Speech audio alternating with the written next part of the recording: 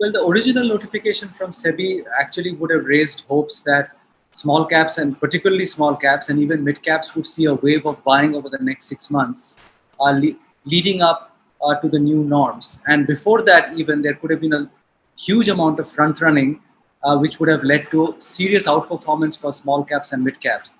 But the subsequent clarification which has come in, I think will douse that enthusiasm because it looks quite clear now that mutual fund houses will get away by reclassification of schemes, maybe some kind of internal merger of schemes from multi-cap to large cap.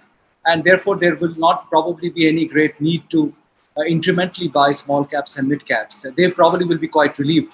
In fact, I would even say that if there is some kind of merger of multi-cap into large cap schemes, the reverse might also happen, which is that there might actually be some selling in mid caps and buying in large caps. So net, I don't think the effect will be anything but neutral. So I think this is not going to be a very powerful mid cap and small cap trigger for the market.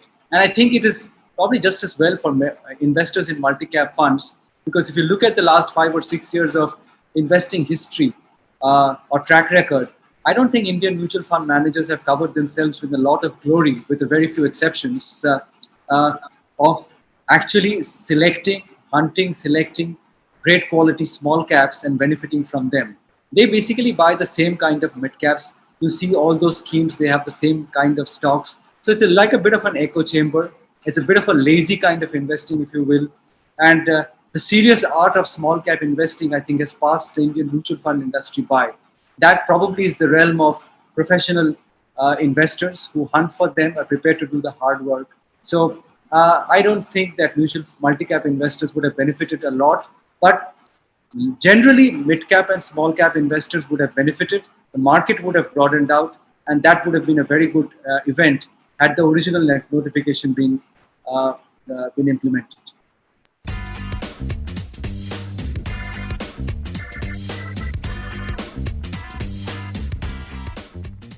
Well, the market is still exhibiting momentum. I mean, it goes up and makes a new high, and then it consolidates for a while, for a few weeks. Like we saw, it went up to 11,700, the Nifty, and then retraced back to about 11,300 levels, and then formed a trading zone for a few days. And now we are seeing once again the possibility of a market breakout led by Reliance and the CNX IT index, with the Bank Nifty also participating. The market breadth is opening up once again. So right now, the market is doing the same thing for the last 6 months, and it's been a relentless rise.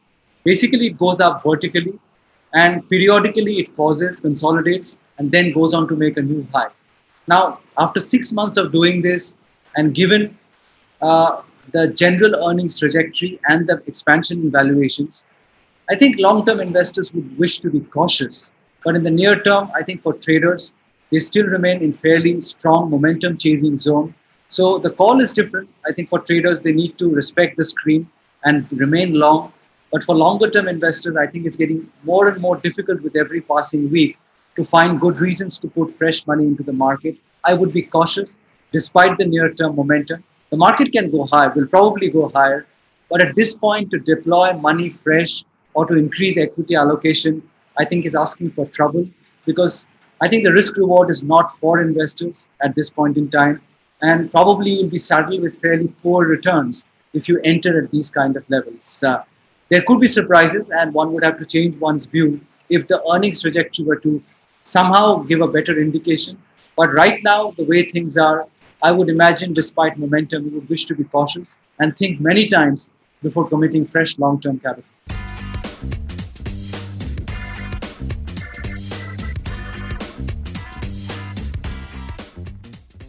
Well, it's impossible to call what will be the trigger for this correction. I think the correction is long overdue.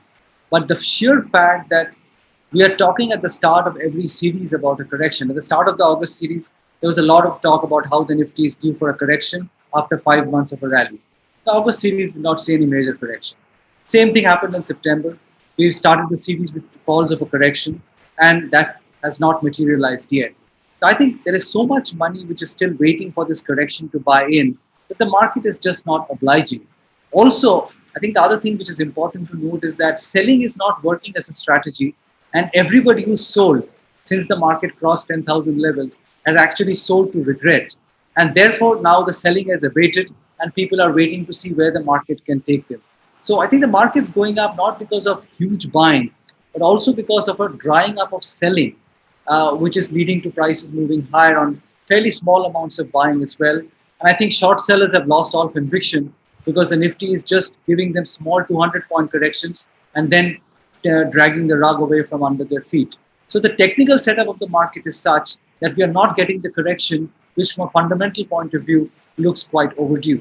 Now, what will be the trigger for this correction? Will it be a big correction in the Nasdaq, which was the leader in the US market to begin with? Is the recent volatility in the Nasdaq or the top FANG stocks indicating that a correction is coming? Heaven knows. Or will it happen right before the US elections? And if that happens, would it be a good buying opportunity for investors? Probably yes. So at this point, it's quite impossible to time this correction. All one can say is that fundamentally it's overdue, and it will probably come when we least expect it.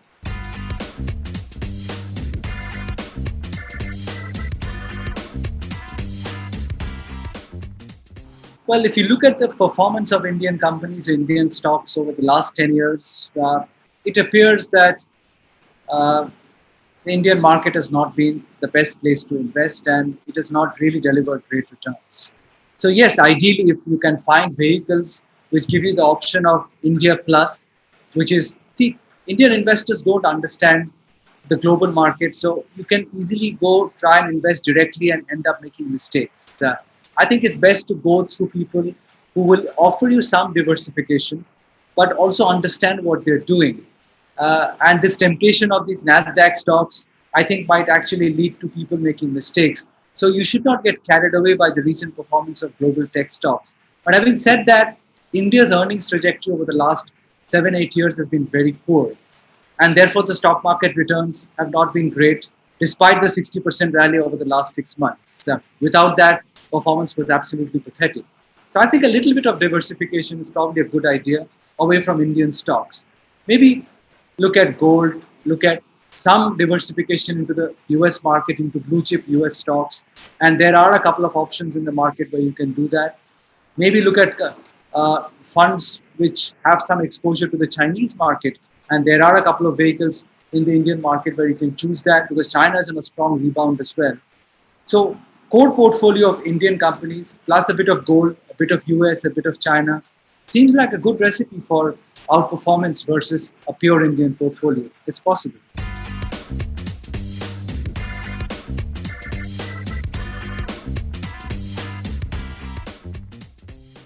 I would say for retail investors, don't feel a lot of angst, what they call with regard to FOMO, fear of missing out.